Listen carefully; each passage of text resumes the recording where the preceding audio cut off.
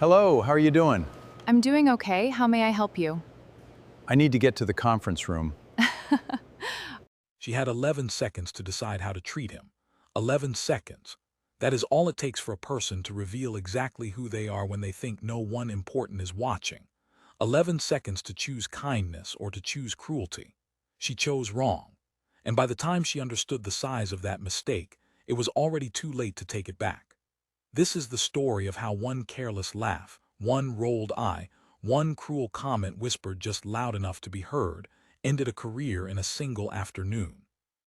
It is the story of a man the world had already underestimated once before, a man who built an empire out of being overlooked, and who walked into that lobby that morning for reasons no one in that building could have possibly imagined. Before we go any further into this story, let us know in the comments where you are watching from. We would love to hear from you. And if you have not already, do not forget to hit that subscribe button so you never miss any of our upcoming videos. Now, let us go back to the beginning, to a Tuesday morning in downtown Charlotte, North Carolina, when a man named Richard Whitfield wheeled himself through a set of glass double doors and into a lobby that would, by the end of that day, no longer feel the same to anyone who worked there. To understand what happened in that lobby, and why it mattered so much more than anyone realized, you first have to understand who Richard Whitfield actually was, and the long, difficult road that brought him to that particular building, on that particular morning, asking for nothing more than a little patience and a little respect.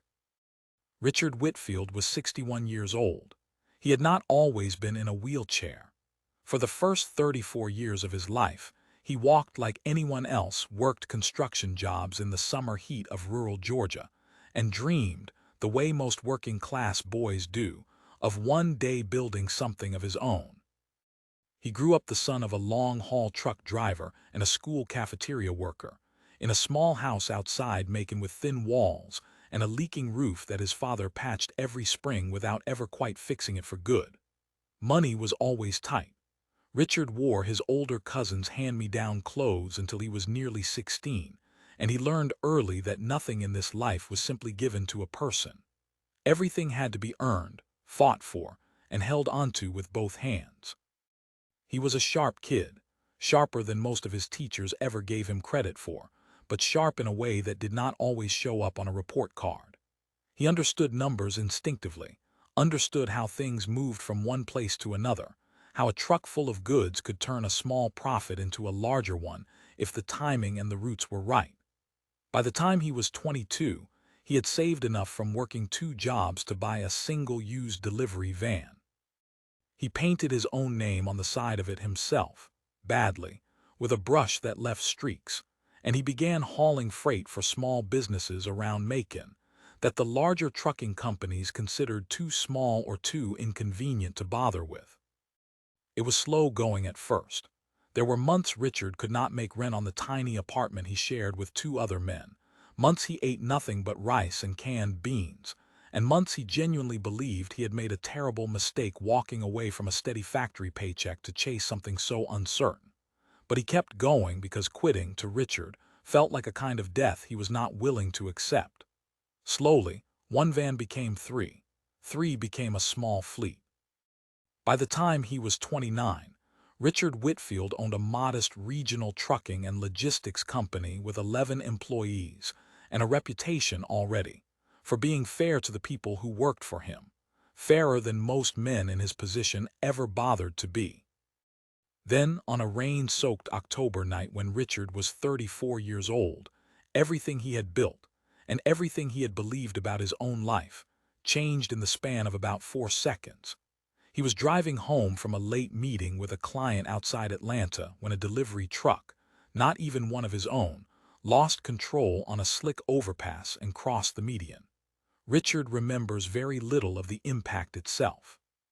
What he remembers is waking up 3 days later in a hospital bed in Atlanta, his lower body numb in a way that did not feel temporary, and a doctor standing over him explaining, as gently as a doctor can explain such a thing, that Richard would likely never walk again. He was 34 years old, recently divorced, with a young daughter he saw on weekends, and a company that depended on him showing up every single day. For the first several months after the accident, Richard later admitted in interviews, he genuinely did not believe his life was worth continuing. He had built his entire identity around motion, around being the man who could load a truck himself if a driver called in sick, the man who could outwork anyone half his age. Now he could not stand. He could not feel his own legs, and more than one well-meaning visitor to his hospital room suggested, gently but unmistakably, that perhaps it was time to sell the company and accept a quieter, smaller life. Richard refused. Not out of pride, he would later say, but out of something closer to stubbornness mixed with fear. Fear that if he gave up the one thing he had built with his own two hands, there would be nothing left of him at all. 3 months after the accident, still in a rehabilitation facility, still learning how to transfer himself from a bed to a chair without help, Richard had his assistant wheel a folding table into his room and bring him the company's books. His employees, the very people who could have used the chaos of his absence as an excuse to scatter to better-paying jobs elsewhere, instead rallied around him in a way that genuinely surprised him. They kept the trucks running. They kept the clients happy. And slowly, painfully, Richard learned to run his company from a wheelchair, proving to himself, before he ever needed to prove it to anyone else, that the chair had taken his legs, but it had not taken his mind, and it certainly had not taken his will. What happened over the following 27 years is the part of Richard Whitfield's story that most people, including, as we will soon see, the young woman working the front desk of a particular Charlotte office building, never bothered to learn. Richard did not simply keep his small trucking company alive. He grew it methodically, year after year, acquiring smaller competitors when they struggled, modernizing his fleet long before his rivals saw the need, and building a reputation in the logistics industry as a man who could be trusted to keep his word even when it cost him money to do so. By the time he was 50, Richard Whitfield's company had grown into one of the largest privately held logistics firms in the southeastern United States. And Richard himself had quietly become a wealthy man, though almost no one outside his immediate business circle would have guessed it from looking at him. That, in fact, was very much by design. Richard had watched over the decades how wealth changed people, how it made some men loud, flashy, and cruel in ways they never would have been as younger, poorer men. He decided early on that he did not want that particular transformation for himself. He kept driving an old pickup truck modified with hand controls long after he could have afforded any car he wanted. He wore plain button-down shirts and the same style of work boots he had worn since his 20s, even to important meetings. Junior associates at firms he visited often did not realize, until well into a conversation, that the quiet, unassuming man in the wheelchair asking pointed questions about their balance sheet was the one person in the room with the authority to walk away from the entire deal. At the age of 54, Richard sold his logistics company for a sum that, even now, the business press still occasionally references when discussing major regional acquisitions of that decade. He did not retire. Instead, he started something smaller and, to him, far more interesting. He began quietly investing in companies, not as a flashy venture capitalist chasing headlines, but as a careful, patient evaluator of businesses that reminded him, in some way, of his own beginnings. He looked for companies run by people who had clearly worked hard to build something real. And over time, Richard developed a habit that none of his competitors in the investment world bothered to copy, because it took far more time and far more humility than most of them were willing to spend. Before Richard Whitfield ever sat down in a boardroom to discuss numbers with a company's executives, he insisted on visiting that company's offices, in person, unannounced, and largely unidentified. He did not arrive with an entourage. He did not call ahead to warn anyone of his exact arrival time. He simply showed up, usually introduced only as a vendor representative or a routine visitor on whatever schedule the front desk had been given, and he watched. He watched how the receptionist treated the delivery drivers. He watched how senior employees spoke to junior ones in the hallway. He watched, most carefully of all, how everyone in that building treated the people who, in the ordinary day-to-day operation of corporate life, were the easiest to dismiss, to overlook, or to treat as simply beneath notice. Richard believed, with a conviction built from his own life, that a company's true character was never visible in its boardroom presentations. It was visible in its lobby. It was visible in the 30 seconds before anyone realized an investment decision worth millions of dollars might be standing right in front of them, asking quietly for a moment of someone's time. He had turned away from more than one promising acquisition over the years for exactly this reason, after watching some small, ugly moment in a company's front office that told him everything he needed to know about the values sitting underneath the polished financial projections. His partners occasionally teased him about this habit. Richard never apologized for it. He simply kept doing it every single time, without exception. So when Richard Whitfield's investment fund began seriously evaluating a mid-sized technology and consulting firm based in Charlotte, North Carolina, a firm we will refer to by the name it used internally at the time, Brentwood Analytics, Richard insisted, as he always did, on visiting the company's offices himself, alone, before any formal negotiations began. His team in New York pushed back gently, as they sometimes did, nodding that Richard's schedule was already strained and that a junior associate could easily conduct a preliminary site visit on his behalf. Richard, as he always did, refused the substitution. Some things, he told them, you simply have to see for yourself.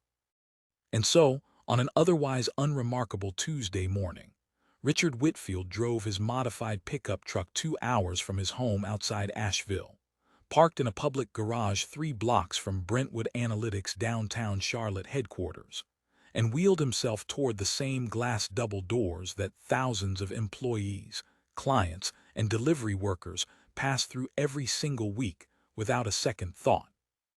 He had no idea, as he approached those doors that morning, that the young woman sitting behind the front desk inside was about to make a decision that would end her career within the same 24 hours.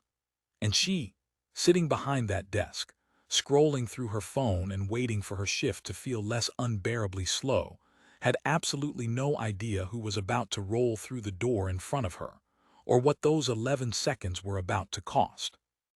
His mother worked the lunch line at the same elementary school Richard attended as a boy, which meant that, for 6 years of his childhood, Richard ate lunch under the watchful, slightly embarrassed eye of his own mother, a fact his classmates never let him forget. She would slip him an extra roll on Fridays when the budget allowed it, a small kindness that Richard remembered decades later with more clarity than he remembered almost anything else from those years.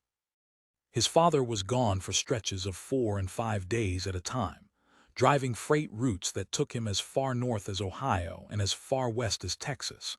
And Richard grew up understanding, in a way that settled into his bones early, that a man's worth in his family was measured by how reliably he showed up to do difficult work, not by how comfortable that work happened to be. There was no extra money for Little League, no extra money for the school trips other children took, and Richard learned to mow lawns around the neighborhood by the time he was 11, charging whatever the family could afford and never a cent more, because he understood instinctively, even as a child, that fairness mattered more in the long run than squeezing every possible dollar out of a transaction. That instinct, small and unremarkable as it seemed at the time, would end up defining the way Richard ran every business he ever touched for the rest of his life. There is a story, still occasionally repeated among people who worked closely with Richard during those middle years of his investing career, about a meeting he attended at a manufacturing firm outside Birmingham, Alabama. Richard arrived early, as he always did, and spent nearly 20 minutes in the parking lot before anyone inside the building knew he had arrived at all, simply watching how employees leaving for a break interacted with one another near the loading dock. He noticed a forklift operator struggling with a jammed pallet, and he noticed, more importantly, that two passing executives in pressed shirts walked directly past the man without offering so much as a glance, while a younger employee, clearly much lower on the company's internal ladder, stopped immediately to help. Richard remembered that younger employee's face for years afterward. He never invested in that particular manufacturing firm. He did, however, quietly recommend the younger employee for a position at one of his own portfolio companies 18 months later, a recommendation the young man never fully understood the origin of. While Richard Whitfield was building a life out of patience, persistence, and the slow accumulation of quiet success, a young woman named Megan Carter was, at that very same moment in her own life, learning a very different set of lessons. Megan was 26 years old, and she had been working the front desk at Brentwood Analytics for just over a year. To understand what happened that Tuesday morning, you have to understand a little about who Megan was, not to excuse what she did, but to understand how a person ends up standing at a desk, looking at a man who needed nothing more than basic courtesy, and choosing instead to humiliate him. Megan had grown up in a comfortable suburb outside Charlotte, the younger of two daughters in a family that never wanted for very much. She was bright, personable when she chose to be, and had graduated from a respectable state university with a degree in communications, a degree she had assumed, the way many young graduates do, would open doors far grander than the one she now sat behind every single day. The front desk job at Brentwood Analytics was never supposed to be permanent. It was meant to be a stepping stone, something to put on a resume while she searched for something better, something that matched the image she had built of herself in her own mind. A year later, she was still there, and the gap between where she believed she belonged and where she actually was had begun to curdle into something close to resentment. That resentment did not show itself loudly. Megan was, in front of the right people, charming, attentive, almost performatively gracious. Coworkers and clients she judged to be important, well-dressed executives, vendors in expensive suits, anyone who seemed to carry status in the way she had been taught, growing up, to recognize and respect, received her warmest smile and her fastest service. But there was another version of Megan that came out around people she had quietly decided did not matter, and that version had been growing bolder for months. She had been short with an elderly delivery driver 2 weeks earlier. She had mocked, in a whisper to a coworker, a stuttering job applicant who came in for an interview the week before that. Nothing had ever come of these small cruelties. No one had ever called her on them. And a person who is never corrected eventually begins to believe they never will be. On the morning Richard Whitfield arrived, Megan had already been at her desk for 2 hours, and the day had been, in her words to a coworker, painfully boring. She had scrolled through her phone between sign-ins, half watching the door, half thinking about a friend's brunch plans for the coming weekend. When the glass doors opened just before 11, and a man in a wheelchair rolled through them, dressed in a plain gray button-down and worn work boots, Megan's first reaction, visible to anyone who happened to be watching her face in that exact moment, was a small, involuntary roll of her eyes. He did not look, to her, like anyone worth her attention. He did not look like a man who mattered. Richard wheeled himself toward the desk at his own steady pace, the same pace he used everywhere, unhurried, practiced over 27 years of navigating a world built mostly for people who could stand. He offered Megan a polite good morning and explained, exactly as his cover story required, that he was there for a scheduled vendor walkthrough with the facilities team upstairs. It was a simple, ordinary request, the kind Megan had processed 100 times before for 100 other visitors without a second thought. This time, she did not immediately respond. She let several seconds pass while she finished scrolling on her phone, a silence that stretched just long enough to feel deliberate rather than accidental. When she finally looked up, she asked him to sign in on the tablet mounted on a raised stand near the edge of the desk, a stand positioned, as it happened, at a height clearly designed for someone standing rather than seated. Richard reached for it as best he could, stretching slightly, and asked, calmly and without any irritation in his voice, if she might lower the stand or hand the tablet down to him instead. It was a small request. It would have cost Megan perhaps 4 seconds of effort. Instead, she sighed, loudly enough for the words that followed to be remembered clearly by the two coworkers seated nearby, and said, just under her breath but not nearly under enough, that she did not realize her job today included acting as a babysitter. A short, sharp laugh followed from a coworker at a nearby desk, the kind of laughter that comes less from genuine amusement and more from the social pressure to acknowledge a joke that has already been made, even an unkind one. Richard did not respond right away.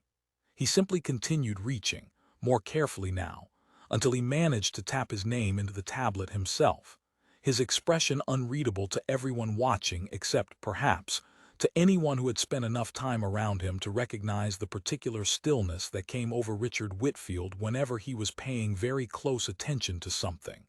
Megan, perhaps emboldened by the laugh, was not finished. As Richard turned his wheelchair to head toward the elevator bank, she added one more comment, this one louder, clearly intended for him to hear as much as for her coworker. Something about hopping the elevator wasn't broken today because she certainly was not about to carry him up the stairs. The coworker laughed again, more uncomfortably this time, glancing briefly toward Richard to see whether he had heard. He had heard every word. He gave no visible reaction.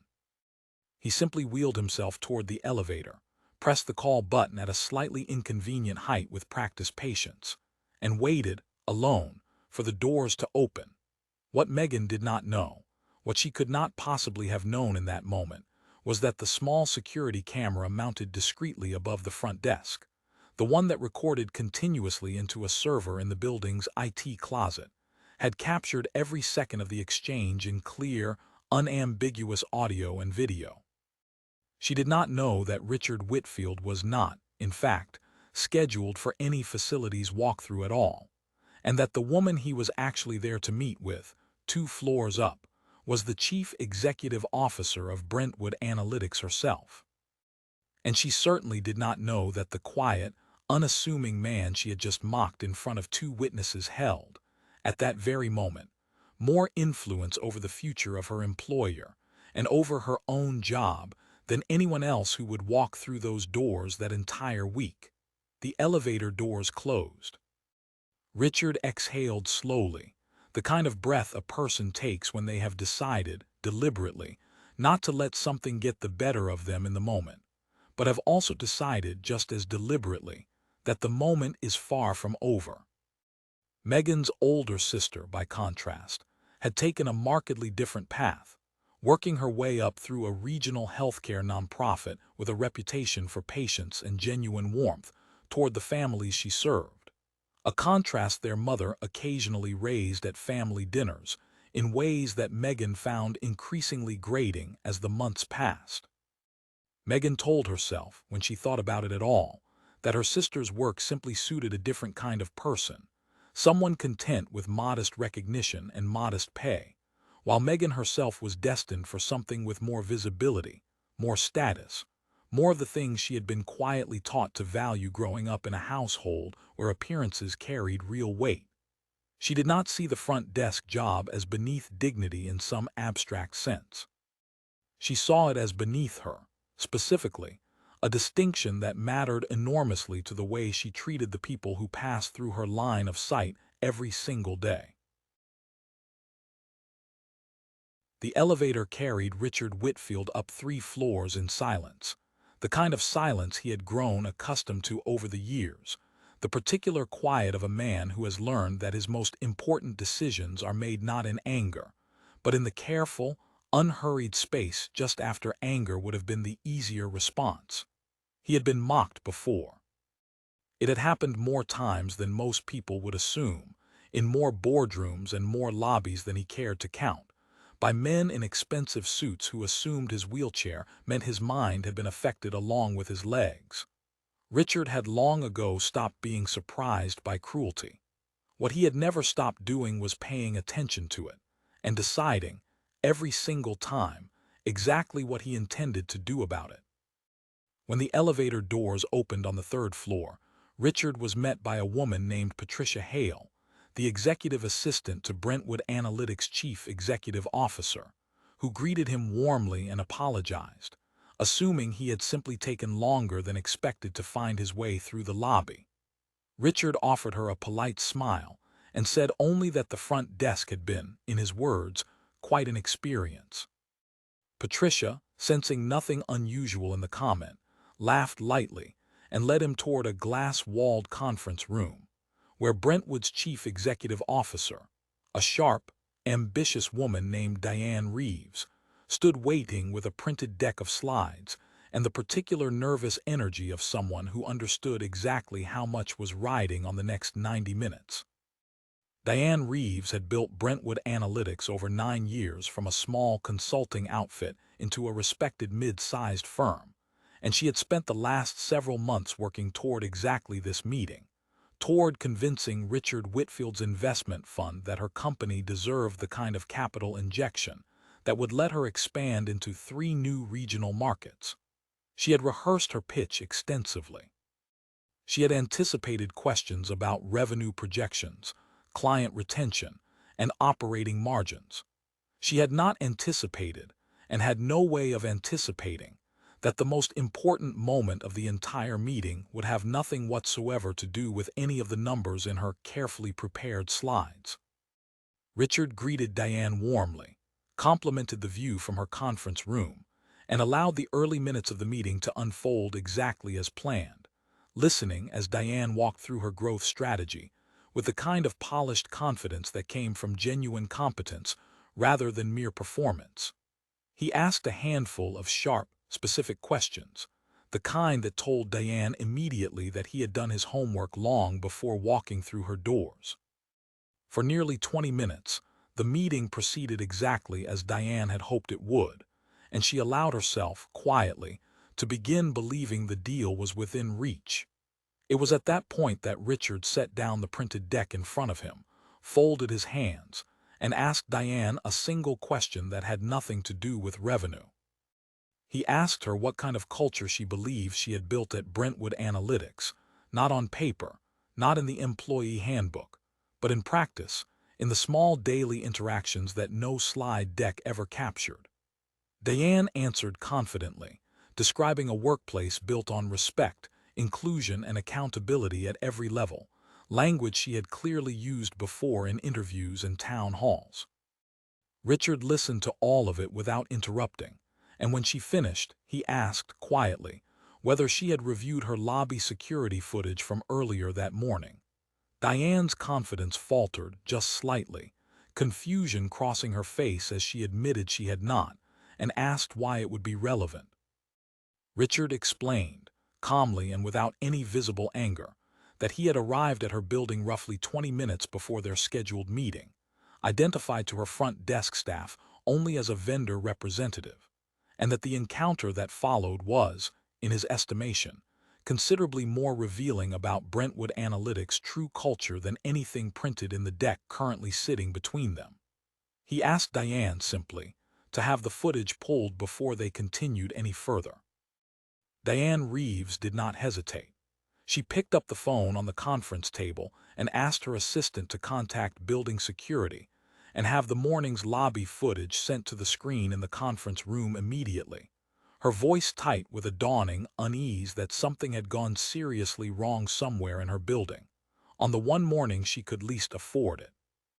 Within minutes, the footage appeared on the screen mounted at the end of the conference table, timestamped just before 11 that morning, showing the front desk, showing Megan, and showing Richard wheeling through the glass doors exactly as he had less than half an hour earlier. Diane watched in silence as the exchange played out, the request to sign in, the deliberate delay, the comment about babysitting, the laughter, the second comment about the elevator and the stairs. She watched her own front desk receptionist mock a visitor for his disability, on camera, with clear audio, in front of 2 witnesses, on the single morning when that visitor happened to be the man holding the financial future of her company in his hands.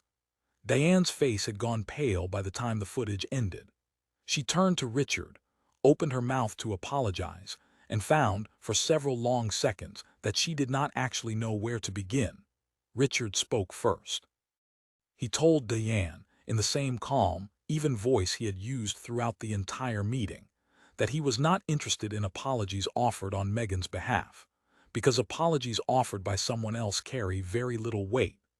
What he was interested in, he said, was understanding how a company that described itself as built on respect and inclusion had allowed a moment like that one to happen so easily, so casually, with no apparent fear of consequence. He told her that in 27 years of doing exactly this kind of unannounced visit before every major investment decision, he had seen plenty of companies whose lobbies told a very different story than their leadership believed. Most of those companies, he said, never got his money. Diane Reeves, to her credit, did not try to minimize what she had just watched. She asked Richard directly what he needed from her in order to move forward, understanding fully that the deal she had spent months building toward was now hanging by a thread far thinner than any number in her financial projections. Richard considered the question for a long moment before answering. He told her that he had not yet decided whether Brentwood Analytics would receive his fund's investment, but he told her one thing with complete certainty. Before any further conversation about money took place, he wanted to speak with the young woman from the front desk directly, in person. And he wanted Diane in the room when that conversation happened. While Patricia Hale went to retrieve Megan from the front desk, Diane Reeves sat in a silence of her own, turning over in her mind every town hall meeting, every culture survey, every confident sentence she had spoken to her own board about the kind of workplace she believed she had built.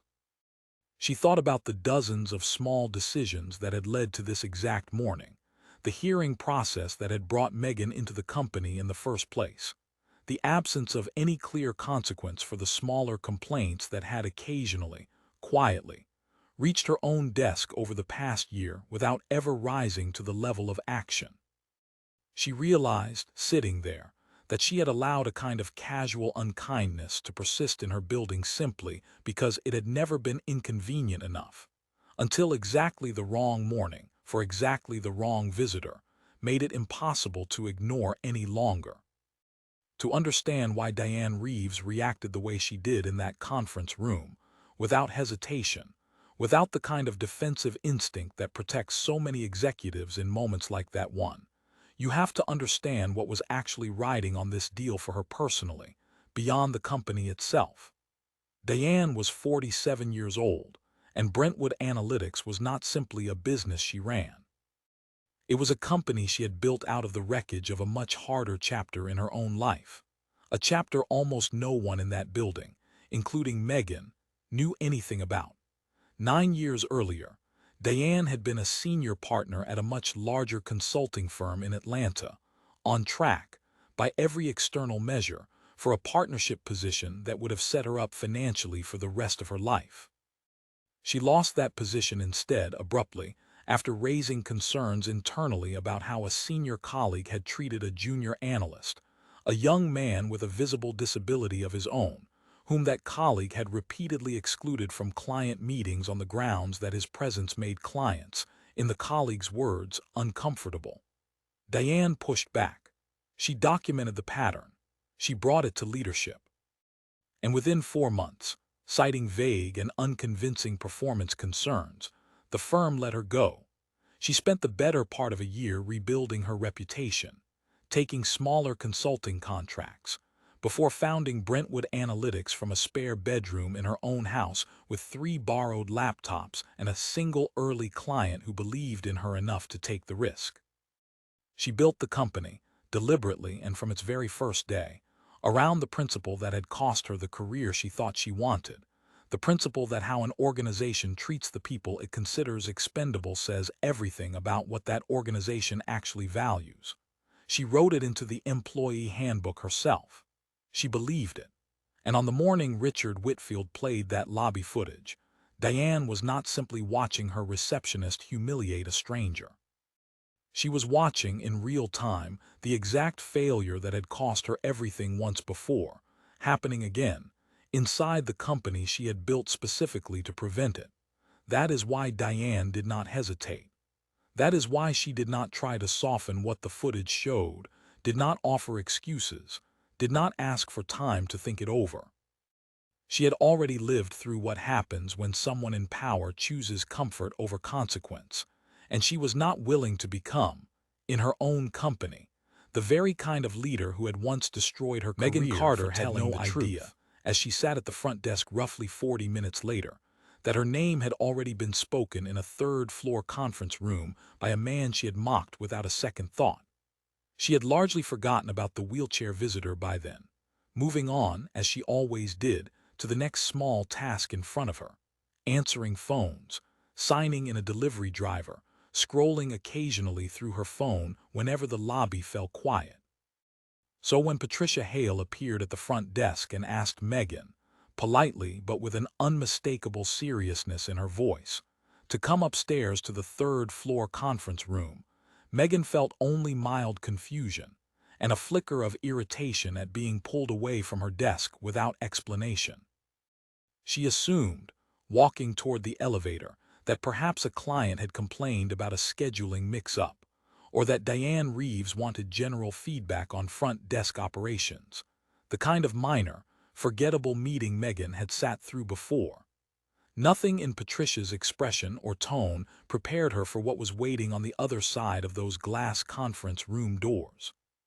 When Megan stepped inside, she saw Diane Reeves seated at the head of the table, her expression unusually grave. And beside her, in the same wheelchair Megan had seen only briefly that morning, sat the same man she had mocked less than an hour earlier, the man she had called a babysitting job, the man she had joked about not wanting to carry up the stairs. Megan's confusion shifted immediately into something closer to alarm, though she still did not fully understand why this particular visitor was sitting at the head table of what was clearly meant to be a serious meeting. Diane asked Megan to sit down, and without offering any explanation, turned the conference room screen back on and replayed the lobby footage from earlier that morning, the same footage Richard had requested less than an hour before. Megan watched herself on the screen, watched her own face roll her eyes before Richard had said a single word, heard her own voice deliver the comment about not realizing her job included babysitting, heard the laughter that followed, heard her own second comment about the stairs. The color drained slowly from Megan's face as the clip played. There is a particular kind of shame that arrives only when a person is forced to watch their own behavior from the outside, stripped of whatever internal justification they had been telling themselves in the moment. And Megan experienced exactly that kind of shame in real time, sitting at that table, with the man she had mocked watching her watch herself. When the footage ended, the room fell into a silence that Megan would later describe, to the very few people she ever discussed this with again, as the longest and most uncomfortable silence of her entire life. Richard spoke first, and he did so quietly, without raising his voice even slightly, which somehow made the moment heavier rather than lighter. He told Megan that he understood she likely had no idea who he was when she made those comments, and that this, in fact, was precisely the point. He told her that the way a person treats someone they believe holds no power over them, someone they believe they can mock freely without consequence, reveals far more about that person's true character than the way they treat someone they are trying to impress. He told her that he had spent more than 2 decades visiting companies exactly the way he had visited Brentwood Analytics that morning, unannounced and unidentified, because the lobby, far more than any boardroom, tells the truth about an organization. He told Megan, gently but without any softening of the underlying point, that he had been paralyzed for 27 years, that he had built an entire career and a substantial fortune from a wheelchair, and that in all those years, he had encountered exactly the kind of casual, careless cruelty she had shown him that morning more times than he could count, from people who assumed his condition made him an easy, safe target for mockery. He told her that he was not interested in her apology in that moment, not because an apology would not matter eventually, but because the apology needed to come after she had genuinely understood what she had done, rather than as a reflexive attempt to avoid consequences now that consequences had clearly become real. Megan, to her credit, did not argue, did not attempt to explain away what the footage had already made undeniable. She apologized quietly, her voice noticeably unsteady, and admitted that she had not been thinking of him as a person at all in that moment, only as an inconvenience standing between her and the rest of her uneventful morning.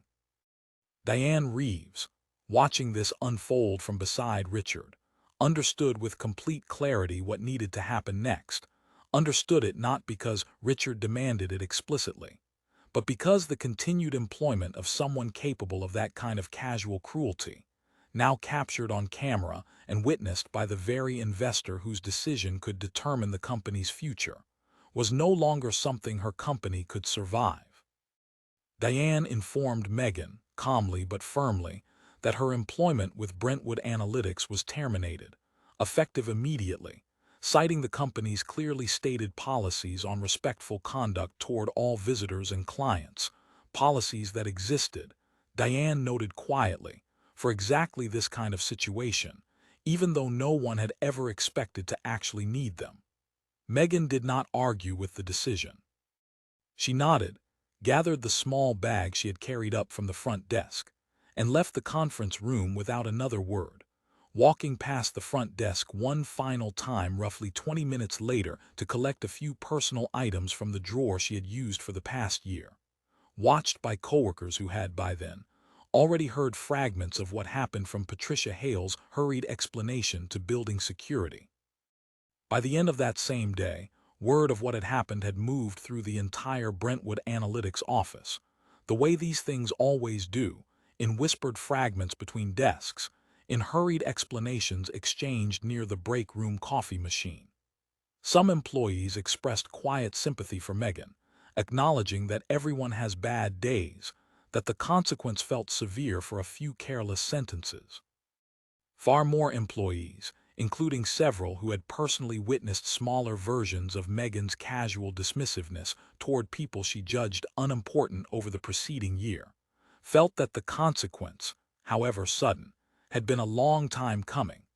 Richard told her something else in that conference room, something that several people present that day remembered more vividly than almost anything else said in the meeting. He told Megan that the cruelest thing about what she had done was not the comment itself, but how easy it had clearly been for her, how natural the words had come, without hesitation, without any apparent internal resistance stopping her. He told her that the people who do the most damage in this world are rarely the ones who plan cruelty carefully. They are far more often the ones for whom cruelty has simply become a reflex, practiced so many times on so many people who could not push back that it no longer registers in the moment as cruelty at all. He told her this not to crush her further, he said, but because he hoped, genuinely, that she might actually hear it. Richard Whitfield did not leave Brentwood Analytics that afternoon with any sense of satisfaction. He had not come to that building looking for an opportunity to end anyone's career, and the entire experience, he would later admit privately to one of his longtime business partners, had left him feeling considerably more weary than triumphant. What Richard cared about, and what he had cared about for nearly 3 decades of doing this exact kind of unannounced visit, was not punishment for its own sake. It was the truth. He needed to know what kind of company he might be putting his investors' money into, and he had, in the span of a single uncomfortable morning, learned more about Brentwood Analytics than any financial report could have told him. After Megan left the conference room, Richard turned his attention back to Diane Reeves, and the conversation that followed surprised her in ways the morning's earlier events had not prepared her for. Richard told Diane that he had decided to proceed with the investment, a statement that visibly stunned her, given everything that had just unfolded in front of both of them. He explained that what mattered to him most in that moment was not the fact that the incident had happened at all, since cruelty, unfortunately, happens everywhere, in every kind of company, regardless of how carefully written the employee handbook might be. What mattered far more to him was how quickly and how seriously Diane had responded once she understood the truth of what had occurred. He told her that a company's character was never measured by the absence of mistakes, since mistakes, including ugly ones, were simply an unavoidable part of employing human beings. A company's character, he said, was measured by what leadership chose to do the moment those mistakes were brought into the light. Diane had not hesitated, had not tried to protect Megan out of convenience or liability concerns, had not minimized what the footage showed. She had acted immediately and decisively, and that response told Richard considerably more about Brentwood Analytics' true values than the carefully rehearsed language in her original pitch deck ever could have. Richard did, however, attach one condition to the investment that Diane had not anticipated, and one that she accepted without a moment of hesitation. He asked that Brentwood Analytics implement mandatory training across every level of the company, from the front desk to the executive suite, focused specifically on disability awareness and respectful treatment of all visitors, clients, and employees, regardless of their position or apparent status. He offered to personally fund the program himself, working with a respected nonprofit organization he had supported for years, one that trained companies across the Southeast on exactly these issues. Diane agreed immediately, recognizing not only the moral importance of the request, but the practical wisdom in ensuring that what had happened that morning would never happen again inside her company. Word of the investment and the unusual condition attached to it eventually made its way into a regional business publication several months later, in an article focused primarily on Richard Whitfield's unconventional, deeply personal approach to evaluating potential investments. The article mentioned, briefly and without naming Megan directly, that the deal had nearly collapsed entirely after an unidentified employee was caught on camera mocking a visitor's disability, and that the company's swift, decisive response to the incident had ultimately strengthened Richard's confidence rather than destroyed it. Employees at Brentwood Analytics who read the article understood immediately who and what it was referring to, even without a name attached. As for Megan Carter, her life in the months that followed did not collapse into ruin, though it did change in ways she had not expected. She struggled, at first, to find a new position, discovering quickly that a termination tied to behavior caught clearly on camera was the kind of thing that followed a person quietly through reference checks, even when no formal record explicitly stated the reason. She eventually took a position at a small retail store roughly 40 minutes from where she used to work, a job considerably less prestigious than the one she had once treated as merely a temporary inconvenience beneath her actual ambitions. Former coworkers who occasionally ran into her described her, months later, as quieter, more careful, noticeably more attentive to the people around her than she had ever been before. Whether that change reflected genuine growth or simply the lingering sting of public humiliation, no one who knew Megan could say with complete confidence. What seemed clear to those who watched the story unfold from a distance was that Megan Carter had learned, in the most public and painful way possible, a lesson that Richard Whitfield had understood since the age of 34, lying in a hospital bed and being told he would never walk again. The lesson was simply this: you never truly know by looking at someone what they carry with them, what they have survived, or what power they might quietly hold over the very moment you assume does not matter at all. Richard Whitfield continued his work largely the same way he always had, driving his modified pickup truck to unannounced visits at companies across the Southeast, watching lobbies rather than slide decks, and trusting his own eyes more than anyone's carefully prepared pitch. He never spoke publicly about the incident at Brentwood Analytics in any detail beyond what eventually appeared in that single regional business article. But those close to him said the story stayed with him longer than most, not because of what it revealed about Megan, but because of how easily, how casually, cruelty toward someone like him could still surface, even decades after his accident, even after everything he had built. So we are left, at the end of this story, with a simple but uncomfortable question worth sitting with. Megan Carter looked at Richard Whitfield and saw, in the span of a few careless seconds, only a man in a wheelchair, an inconvenience, someone she assumed could not possibly matter to her future. She was wrong, but more importantly, she would have been just as wrong even if Richard had never held a single dollar of influence over her company, because the value of treating another human being with basic dignity was never supposed to depend on what that person could do for you in return. Would you have noticed him for who he truly was? Or would you, like Megan, have walked right past, assuming a man in a wheelchair could not possibly hold your future in his hands? Let us know what you would have done in the comments below. And if this story moved you even slightly, stay close, because what happened in our next story is even harder to forget. Don't forget to subscribe, so you never miss what we uncover next. The months following Megan's termination were harder than she let on to almost anyone, including her own family. She applied to nearly 30 positions in the first 6 weeks alone, certain at first that her communications degree and her year of front desk experience would carry her smoothly into something better, something closer to what she had always pictured for herself. The silence that followed each application unsettled her in a way she had not anticipated. 2 interviews did materialize, and both ended the same uncomfortable way, with a hearing manager gently, carefully, asking about the circumstances of her departure from Brentwood Analytics, a question Megan never found a version of the truth comfortable enough to answer convincingly. She eventually understood, around the 3rd month, that the story had traveled further than she initially believed. Charlotte's business community, particularly among administrative and front office professionals, was smaller and more tightly connected than she had ever appreciated while she still had a job inside it. A former coworker, someone Megan had once considered a friend, mentioned to her, almost apologetically, that the incident had been discussed more than once at a regional networking event Megan had not been invited to. Megan stopped applying to similar roles after that.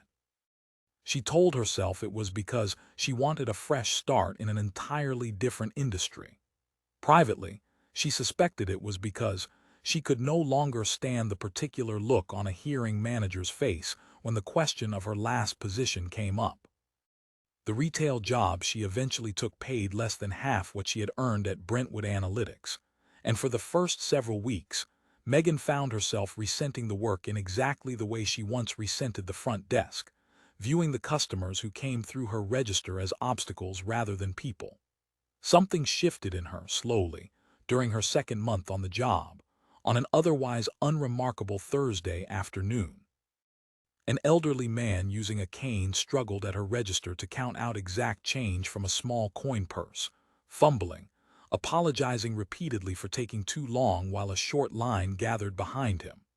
Megan felt, for one disorienting second, the exact shape of an old impulse rising in her, the same impatience, the same internal eye roll she had felt a year earlier behind a different desk. And then, just as quickly, she felt something else underneath it, a memory of her own face on a conference room screen, watching herself mock a stranger who could not help the body he lived in. She told the man to take all the time he needed. She meant it. It was a small moment, invisible to almost everyone in that store, the kind of moment that never makes it into any article or any retelling of this story. But it was, Megan would later admit to her sister during a rare, honest conversation, the first moment she actually understood what Richard Whitfield had been trying to tell her in that conference room months earlier.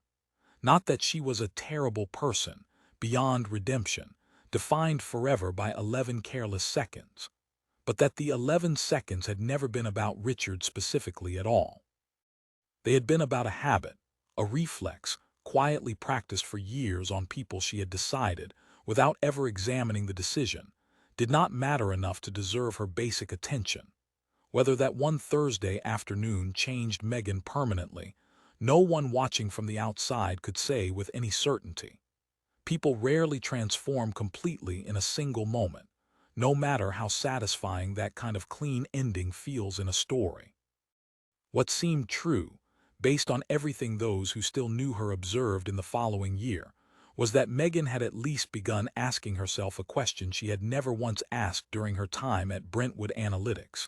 A question that arrived now, uninvited, every time she found herself growing impatient with someone slower, someone struggling, someone the old version of her would have simply dismissed. The question was simple. Who is actually standing in front of me right now, and what don't I know about them?